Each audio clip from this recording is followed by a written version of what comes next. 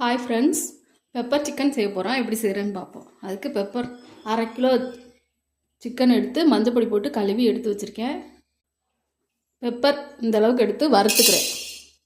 இதை லேசாக வறுத்துக்குவோம், எண்ணெய் ஊற்றாமல் லேசாக வறுத்துக்குவோம். வறுத்துக்கிட்டே இதை ஆறினோன்னா மிக்ஸி ஜாரில் அரைச்சிக்குவோம். எண்ணெய் சூடாயிருக்கு, சோம்பு போட்டுக்கிறேன்.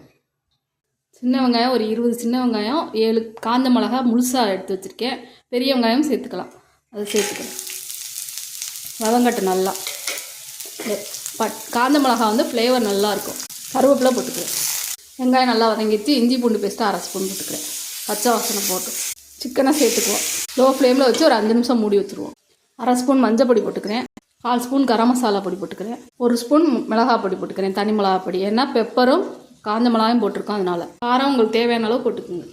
உப்பு போட்டு தண்ணி ஊற்றி மூடி வச்சுருவோம். வேகட்டு சிக்கன். அரைச்ச பெப்பரை போட்டுக்கிறேன். லெமன் கொஞ்சம் புழிஞ்சு அடுப்பை ஆஃப் பண்ணிடலாம்.